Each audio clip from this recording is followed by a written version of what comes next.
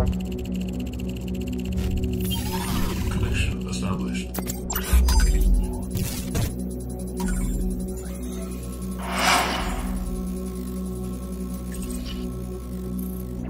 Assalamualaikum warahmatullahi wabarakatuh. Selamat sore, selamat siang, selamat malam buat pemirsa Al-Mahad TV. Hari ini saya kedatangan tamu dalam acara baru kita di Al-Mahad TV, yaitu Pointer, di mana kita akan membahas poin-poin penting yang akan disampaikan oleh pemateri-pemateri kita. Baik, langsung saja. Kebetulan hari ini hari yang spesial, kita kedatangan langsung pimpinan pondok pesantren sekaligus dewan pembina dari Mahad Travel, perusahaan travel bimbingan haji dan umroh. Assalamualaikum Buya. Waalaikumsalam. Masya Allah, luar biasa. Allah. Selalu ceria, selalu dengan pesonanya, senyumnya yang luar biasa. Alhamdulillah. Barakallah. Sehat Buya, sehat. Alhamdulillah. Alhamdulillahirabbil alamin. Hari ini kita kedatangan Buya Syekh Mudrika Ilyas, di mana hari ini kita akan membahas, tentunya udah pasti ya tahu ya, lewat judul yang kita tampilkan mungkin tahu. Hari ini kita akan membahas apa? Ya, hari ini kita akan ngebahas seputar haji dan umroh ya. Ya, kita akan membahas pengalaman-pengalaman beliau nih selama membimbing haji ataupun selama perjalanan haji ataupun umroh. Kira-kira pengalaman apa yang berkesan, dan kita akan coba tanya banyak hal kepada beliau ya.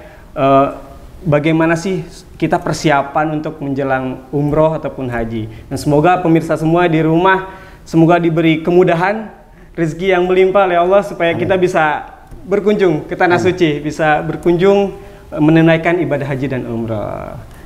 Jadi gini Buya, ini kan saya pengen sekali nih, rencananya pengen umroh gitu. Kita pengen ziarah ke tanah suci gitu kan ya, pengen melaksanakan rukun iman juga seperti itu, bagaimana yang diperintahkan Buya. Nah, kita pengen tahu dulu nih pengalaman Buya Syekh Mudrika Ilyas selama haji dan umroh itu seperti apa sih? Ada nggak sih Buya pengalaman yang paling berkesan gitu selama melaksanakan ibadah haji ataupun umroh?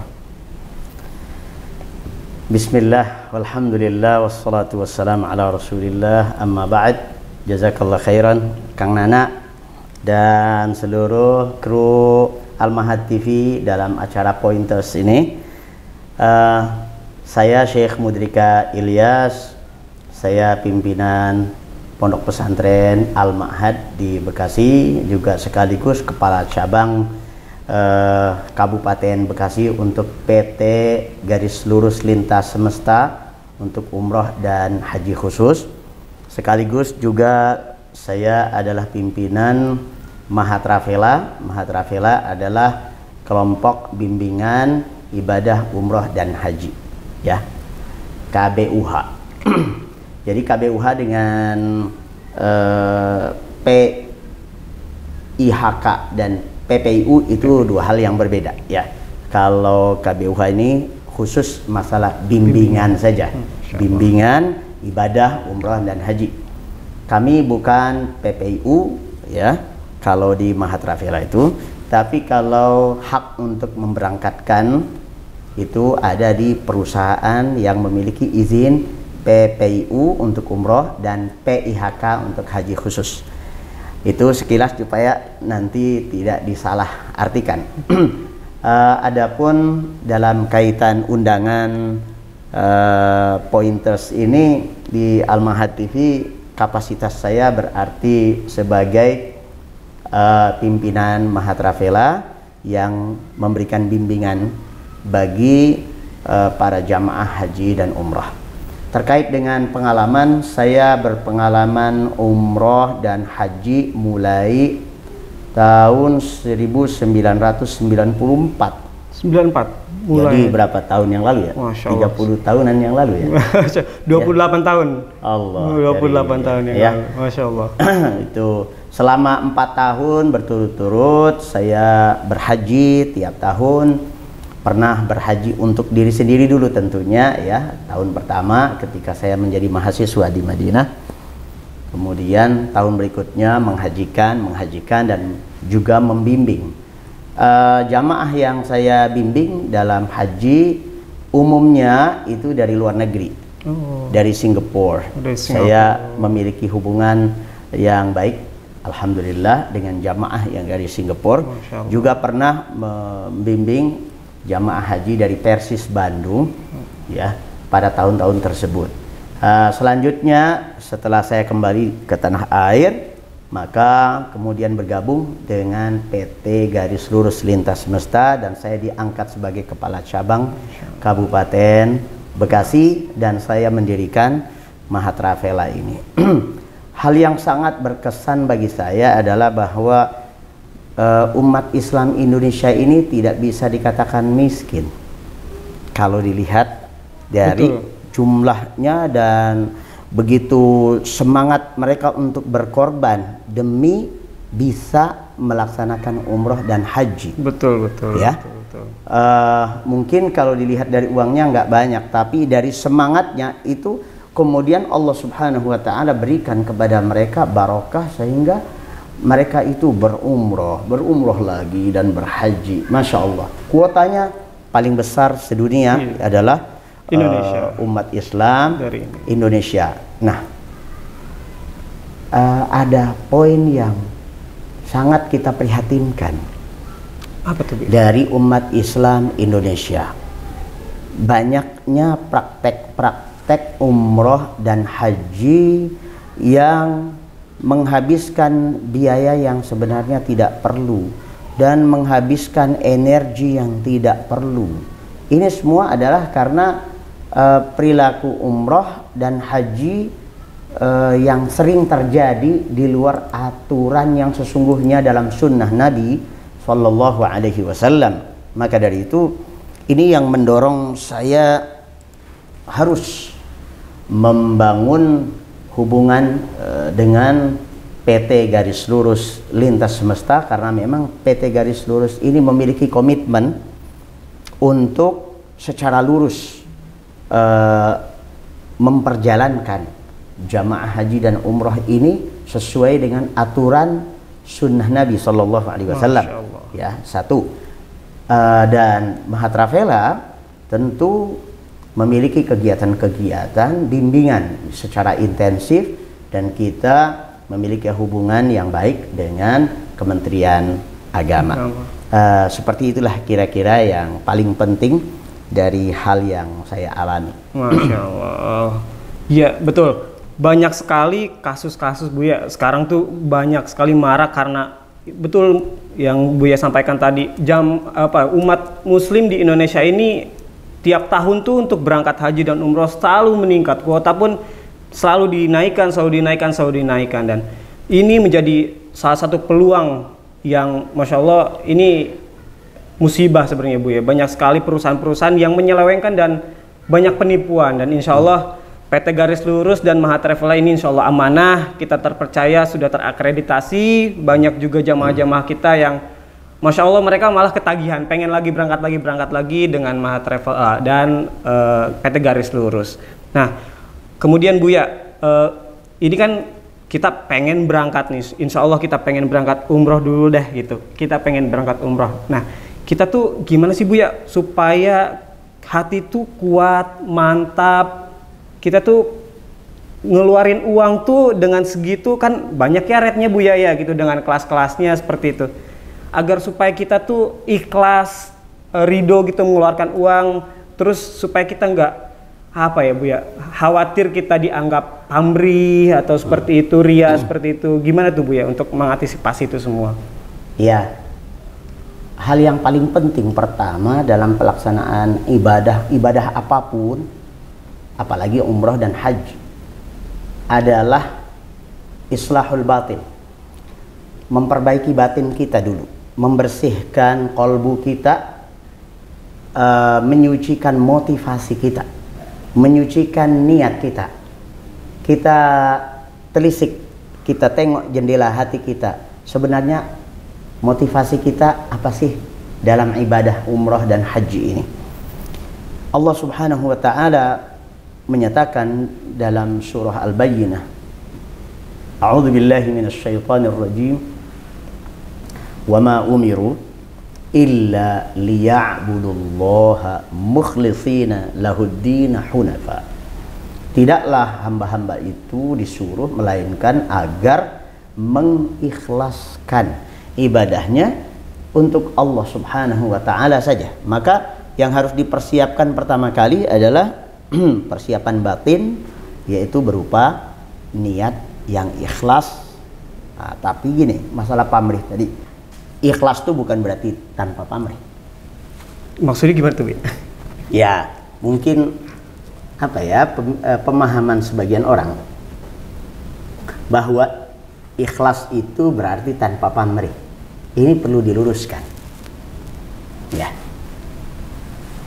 Kalau kita dalam beribadah kepada Allah Azza wa Jalla, pamrihnya hanya kepada Allah, yaitu ikhlas. Justru adanya pamrih ini memperkuat keikhlasan kita kepada Allah Azza wa Jalla. Motivasi amal kita akan semakin kuat ketika kita memiliki pamrih. Tapi pamrihnya hanya kepada Allah. Pamrih apa misalnya? Kita perhatikan Allah Subhanahu wa taala di dalam Al-Qur'anul Karim banyak menyebutkan janji-janji.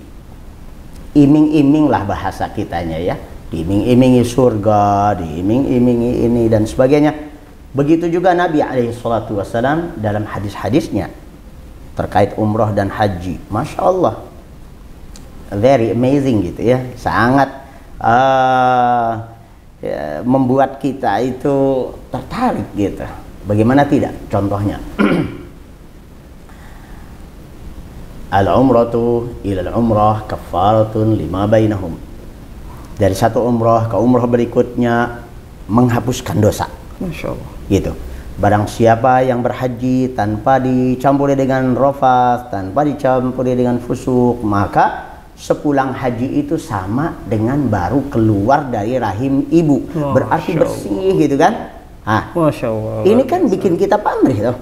Betul. Pamrih kita apa? Pamrih kita surga. Pamrih kita adalah dihapuskannya dosa, itu pamrih hanya kepada Allah. Nah, kalau pamrihnya kepada selain Allah tuh, biar misalnya dibilang Pak Haji gitu kan? Ya, kan tambah lengkap tuh kalau kalau dikasih udah titelnya ada doktor, ya kan? Ada kiai tapi belum haji katanya, belum lengkap. Jadi biar ada doktor, kiai, haji gitu kan. Nanti begitu pulang dari haji, begitu ada yang manggil namanya doang, misalnya Pak siapa Bejo gitu kan, bisa marah itu, ya. Kenapa panggil namanya saja Bejo gitu kan? Kenapa tidak panggil Haji gitu kan? Pak Haji Bejo gitu. Nah, ini kan jadi pamrih kepada selain Allah, ini yang syirik. Ya, itu yang tidak boleh. Oke.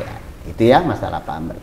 Kalau misalkan kita berangkat haji ataupun umroh, terus kemudian kita niatnya sudah ya lillahi ta'ala gitu, untuk Allah, kita pamrih tadi seperti yang Buya sampaikan, pamrih kepada Allah. Tapi kalau misalnya kita di sana, kita punya hajat, kita punya niat pengen, misal yang belum punya anak, misalkan Buya seperti itu, pengen punya anak, makanya berangkat umroh ataupun haji, ataupun pengen dapat sesuatu, pokoknya yang sifatnya duniawi lah seperti itu. Usahanya lancar, dapat jodoh, gitu misalnya ya. Ya betul. Gimana tuh Buya? Ini kan hal-hal duniawi nampaknya. Permasalahannya pamrihnya kepada siapa dulu nih, gitu. Ya saya pengen habis umroh ini ya ekonomi saya meningkat, performa saya, jabatan saya dan sebagainya. Boleh, semua itu bisa dimohonkan kepada Allah Subhanahu wa taala. Contoh orang yang sakit-sakitan melulu gitu kan. Saya mau umroh biar sehat gitu. Tapi minta sehatnya kepada Allah. Tidak masalah, bukan tidak ikhlas itu. Datang ke sana, nanti di sana ada air Zam-Zam. Kata Nabi alaihi salatu wassalam, ma'u zamzama lima syuriba lahu. Air Zam-Zam itu punya khasiat, punya daya guna, tergantung dimintakan untuk apa. Ya, bahkan dalam sebuah hadis disebut ma'u Zam-Zam syifa'u suqmin wa ta'amu tu'min. Artinya air Zam-Zam itu bisa menjadi obat penyakit dan bisa menjadi nutrisi, sekaligus nutrisi, menutrisi tubuh dan mengobati penyakit. Ya, dan ini saksinya sudah banyak, testimoninya sudah banyak. Betul. Ada orang punya gula, punya darah tinggi, kemudian dia 1 bulan dia iktikaf di Al-Masjidil Haram dan dia tidak makan kecuali beberapa butir kurma. Ya, waktu itu Ramadan dia puasa, ketika berbuka dia hanya memakan beberapa butir kurma dan selalu minum air Zam-Zam dan minta kepada Allah Azza wa Jalla kesembuhan. Pulang dari i'tikafnya, pulang dari umrohnya di Ramadan itu, Masya Allah, sehat, segar bugar. Masya Allah. Gitu ya. Luar biasa sekali air Zam-Zam itu ya. Dan banyak sekali penelitian-penelitian yang menyatakan bahwa memang kandungan zat di air Zam-Zam ini memang yang paling bagus, yang paling baik air di antara air yang lain. Baik, terima kasih banyak Buya untuk yang itu. Terus Buya, kalau misalkan tadi kan kita perihal ikhlas, kita perihal tanpa pamrih, supaya kita naikin keikhlasan kita tuh lewat apa aja sih Buya? Caranya seperti apa sih biar kita tuh benar-benar mantep ikhlas gitu tuh buat ngeluarin uang sedemikian banyaknya untuk kita berangkat haji dan umrah? Untuk meningkatkan keikhlasan dan menumbuh suburkan keikhlasan itu ada beberapa tipsnya ya. Yang pertama adalah dengan menuntut ilmu. Karena dengan menuntut ilmu kita jadi tahu kan betapa banyak faidah, fadilah dari amal-amal di dalam Islam, terutama di dalam berumrah dan berhaji.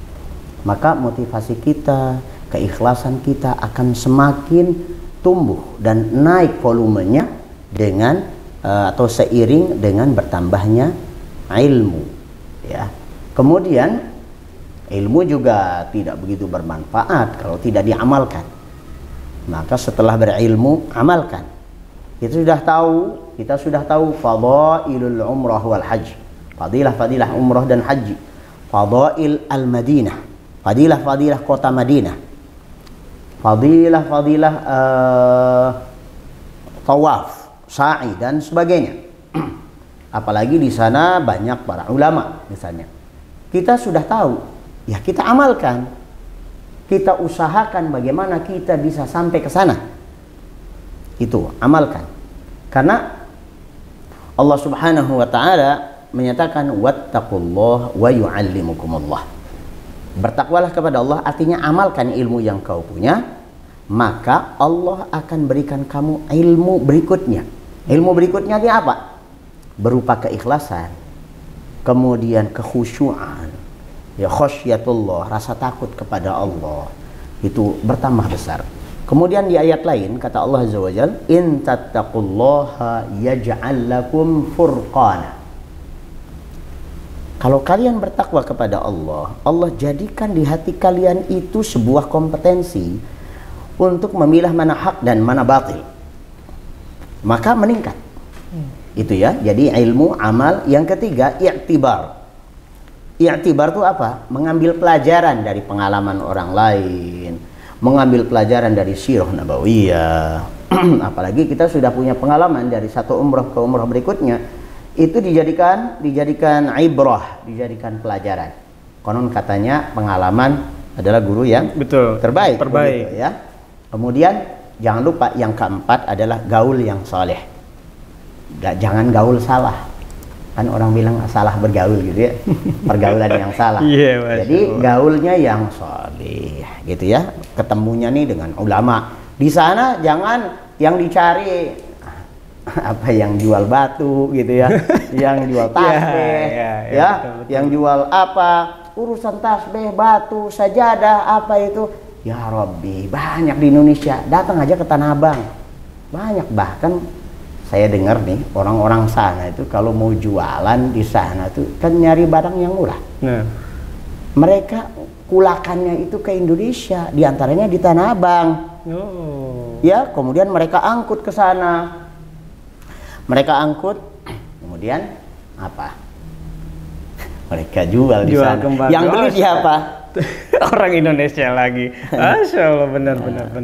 Jadi gitulah. Iya, Masya Allah. Ya, gaulnya dengan ulama lah, di sana banyak ulama, banyak thalibul ilmi. Nuntut ilmu, ya kan, nuntut ilmu dekat dengan ulama, lebih banyak ngaji, kajian, terutama pembekalan untuk haji dan umroh itu tuh. Oke, baik, Masya Allah.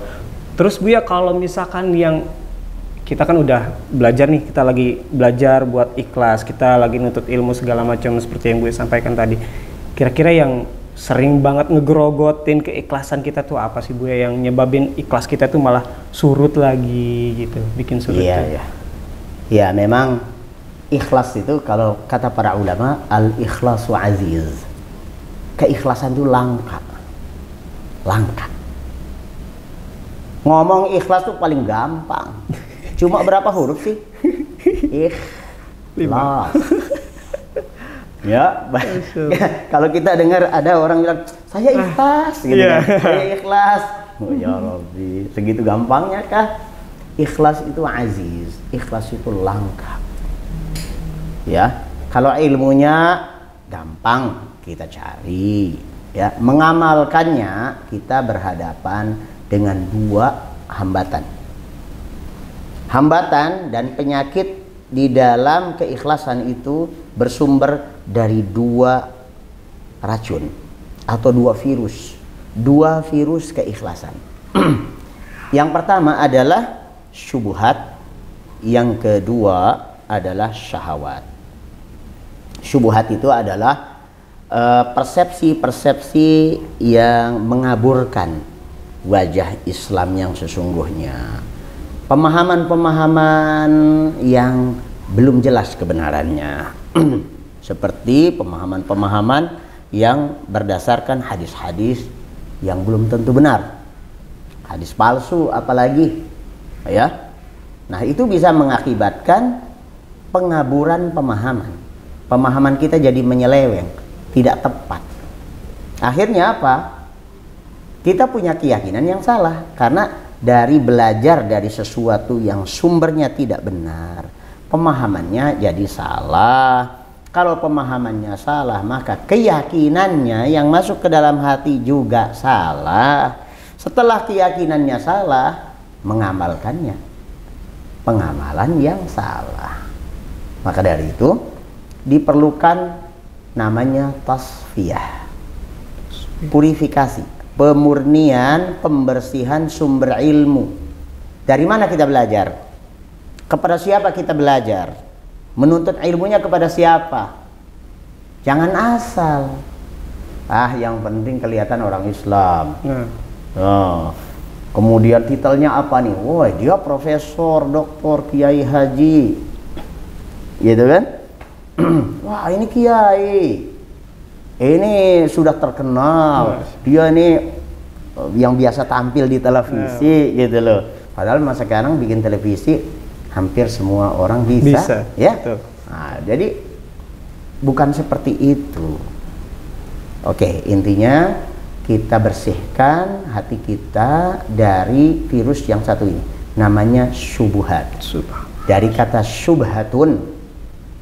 Syubhatun adalah keremang-remangan dalam pola pikir kita, pemahaman kita, rancu. Ya. Contoh. Zaman dulu, zaman ulama meriwayatkan hadis, itu ada satu masa di mana hadis-hadis palsu itu begitu marak dan banyak orang berani gitu bikin hadis palsu di atas namakan ini kata Nabi. Satu hadis yang menurut saya ini super lucu ya. Tukang dagang terong bikin hadis. Masya Allah. Tujuannya apa tuh? Supaya terongnya laku keras. Kata dia apa? Al-badhinjanu dawaun likulli da'in. Terong adalah obat segala penyakit. Ya kalau orang yang nggak selektif, otomatis dengar, wah kata Nabi loh. Ini resep dari Nabi. Akhirnya apa? Diborongnya tuh terong banyak-banyak. Pagi terong, siang terong, sore terong, malam terong juga. Mentret. Subhanallah. Itu gara-gara apa? Kenapa dia mengamalkan itu? Karena punya keyakinan itu. Keyakinan berasal dari pemahaman. Pemahaman berasal dari pengilmuan, wacana, mendengar, taunya hadisnya palsu. Nah, ini penyakit. Ya, akhirnya orang menyeleweng dalam beramal. Oke. Virus yang kedua dalam keikhlasan yang akan merusak keikhlasan kita adalah syahwat. Apa syahwat itu? Dari kata syahwatun. Kalau bicara syahwat itu jangan porno ya pikirannya ya. Ini bahasa. Syahwatun itu artinya adalah everything interesting gitu. Setiap hal yang menarik. Ya. Apa saja yang menarik dari dunia ini? Kata Nabi SAW, ad-dunya hulwatun khadirah. Yang namanya dunia itu rasanya manis, nampak hijau rano memukau. Namanya dunia itu rasanya manis, hulwatun. Penampakannya, tampilannya hijau ranau memukau, khadirah. Itu. Jadi ngelihat yang cantik-cantik, sukalah kita. Ya kan? Iya betul. Suka nggak kalau ngelihat yang cantik? Masya Allah, bukan main. berarti waras. ya. Kemudian kalau misalnya ngelihat nih di sini nih disediain amplop, angpau, gitu kan, segepok, itu kan, ratusan ribu semua ini, berapa gepok tuh gitu, ngiler nggak sih? Wah. Pasti. Yo. Pasti. Ini dunia. Nah, ibadah kita tatkala didasarkan atas motivasi dunia, rusaklah keikhlasan. Itu maksudnya. Jadi dengan ilmu, amal, i'tibar, gaul yang soleh, semoga ini bisa mengikis efek daripada dua virus yang akan menghancurkan keikhlasan kita. Baik. Masya Allah, kita banyak PR banget nih. Berarti tadi jangan sampai kita terlena oleh banyaknya subhat ya Bu ya. PR tuh cari tahu kira-kira apa aja nih subhat nih untuk yang bisa membatalkan keikhlasan kita tuh ya. Oke. Kemudian cinta dunia. Cinta dunia, Masya Allah, ini yang jadi polemik sebenarnya Bu ya. Bahwasanya ya kita nggak munafik ya gitu, kita kerja buat ngejar dunia, tapi jangan lupa diselipin di situ harus niatnya untuk ibadah kepada Allah Subhanahu Wa Taala.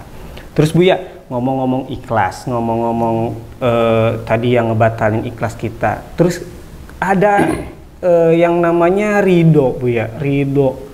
Ini ikhlas dengan ridho nih sama nggak sih Bu ya? Apa berbeda mereka berdua nih? Seperti apa Bu ya? Iya, memang kita kalau mendengar orang pada umumnya ya suka menyandingkan tuh. Kalau ikhlas, ridho. Berikutnya ridho. Saya ikhlas ridho. Saya ikhlas ridho gitu kan. Nah, yang benar nih, ente ikhlas apa ridho nih? Nah, ini nih. Enggak, ikhlas ridho. Artinya menurutmu ikhlas sama ridho itu sama? Di sinonim begitu maksudnya atau bagaimana? Ya pokoknya saya ikhlas ridho aja gitu. Baik, begini, kita maklumi saja namanya orang awam ya, tapi kita harus dudukkan. Ini dua istilah yang berbeda sebenarnya. Kalau ikhlas itu orientasi dan motivasi hati kita dalam beramal, tulus, murni, tertuju kepada Allah saja. Jadi kalau ikhlas itu action dari kita, actionnya dari kita. Kita melakukan amal, ibadah, dan hati kita ini tertuju motivasinya kepada Allah. Ya. Tapi kalau ridho sebaliknya, itu reaksi kita, sikap kita, ya, sikap kita. Misalnya ada yang ngambil pulpen saya cari-cari pulpen saya kemana ya? Oh, diambil temen Ustadz kemarin. Siapa dia? Abizar. Oh, Abizar, udah saya ridho. Nah, itu. Artinya ridho itu berupa sebuah sikap terhadap sebuah aksi atau sebuah keadaan. Setiap orang pasti pengennya yang menyenangkan. Tuh. Ya? Pasti. Tidak pengen dapat sesuatu yang tidak menyenangkan. Betul? Betul, betul. Nah, terjadi sesuatu yang tidak menyenangkan pada diri kita. Ya. Pagi-pagi biasanya ngopi gitu kan. Qadarullah. Kopinya habis. Ada yang senangnya kopi manis. Ternyata kopinya ada, gulanya habis. Nah, kalau kita ridho dengan keadaan ini Allah yang menakdirkan. Apa yang kita inginkan tidak selalu bisa terjadi. Apa yang kita suka tidak selalu bisa terjadi. Tetapi semua yang terjadi itu pasti sudah diinginkan oleh Allah Azza wa Jalla. Maka kita ridho terhadap takdir Allah. Itu ya. Nah, sekarang begini. Kalau saya memberikan kepadamu apa yang kamu ambil, udah, kamu kan sudah ngambil ini, udah saya ridho, itu baru benar. Tapi kalau kamu ngambil sesuatu dari saya, udah nggak apa-apa, saya ikhlas. Beda tuh. Itu kan kita menyikapi apa yang terjadi, itu namanya ridho. Ridho itu artinya apa? Plong saja sudah. Nggak ada apa ya, gambarannya kalau ridho itu begini. Pernah main bola ya? Nah, pernah. Kita tendang bola, kena jaring gawang. Nah, Jaring gawang tuh ngelawan nggak? tidak. Apakah jaring gawang akan membalas kepada kita? Oh, saya lempar lagi nih bola gitu kan, kata jaring gawang. Enggak. Kata jaring gawang tuh loh, suwe gitu. Ya. Tenang naon ya.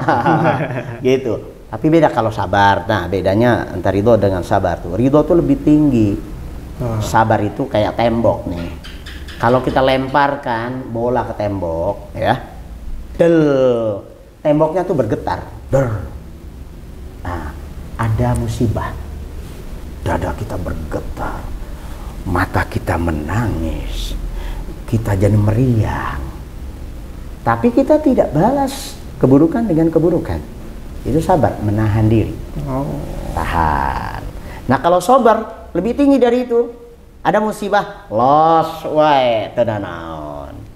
Nanti setelah ridho lebih naik lagi, syukur namanya. Syukur. Ada musibah malah bersyukur.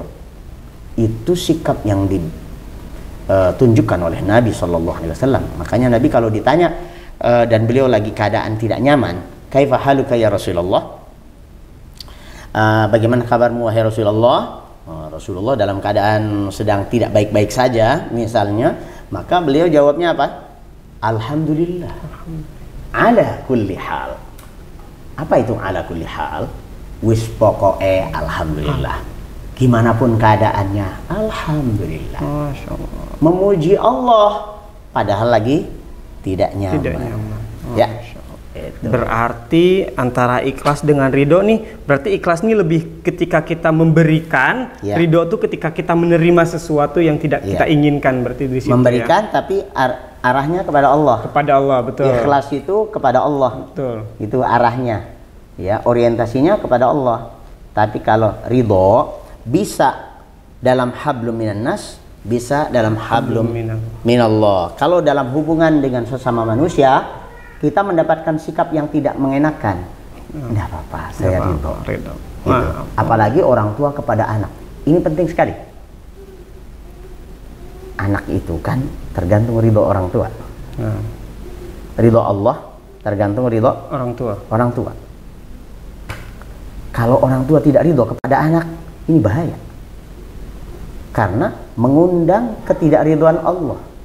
Makanya ada anak yang bandel, kok selalu bandel dan tetap bandel. Kenapa?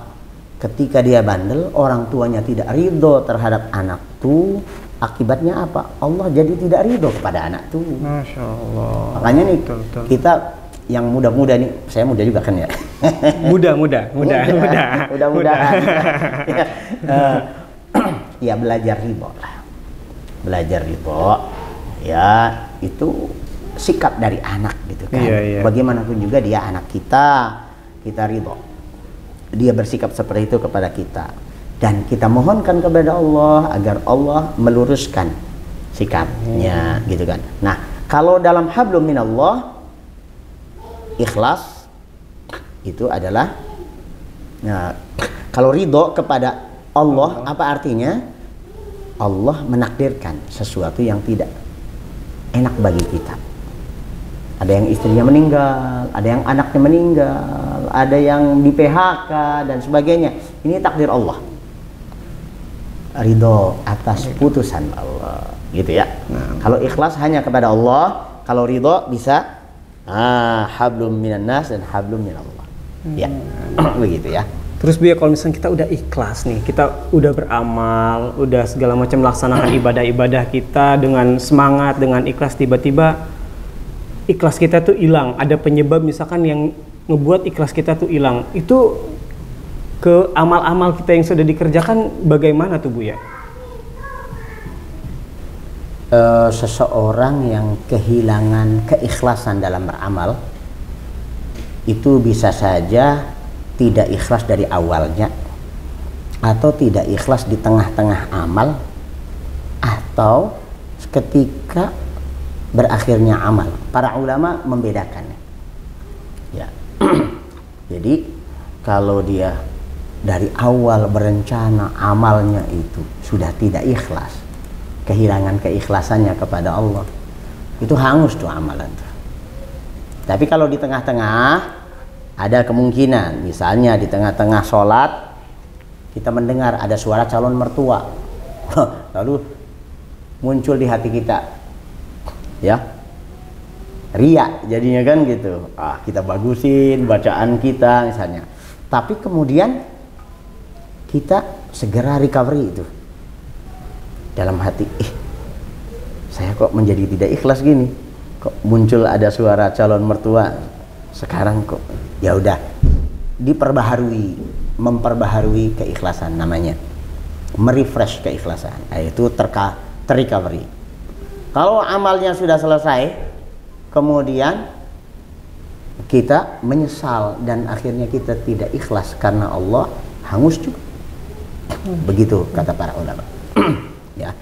Kemudian kalau motivasi amal itu, orientasi amal tersebut menyimpang karena selain Allah, jelas ini bukan hanya kehilangan pahala, justru berbalik menjadi dosa karena menjadi syirik kepada Allah Azza wa Jalla. Ini akibatnya. Maka dari itu penghayatan kita, pengilmuan kita, dan diskusi kita tentang keikhlasan ini penting sekali dan menjadi modalitas batin kita sebelum kita melaksanakan umroh dan haji serta ibadah-ibadah yang lain. Dan harusnya pembicaraan tentang ikhlas ini menjadi bahan koreksi kita dari waktu ke waktu. Ya. Betul. Ya, betul, harus selalu kita introspeksi diri. Betul. Benar kata Buya, kita gampang ngomong ikhlas, gampang banget ngomong ikhlas, tapi prakteknya ini yang susah sebenarnya. Prakteknya dan benar-benar kita tuh ikhlas karena Allah tuh ya, wah itu yang luar biasa, itu yang jadi PR kita. Berarti kita tadi ilmu kita harus benar-benar kita jaga, kita kembangkan lagi, kita belajar lagi.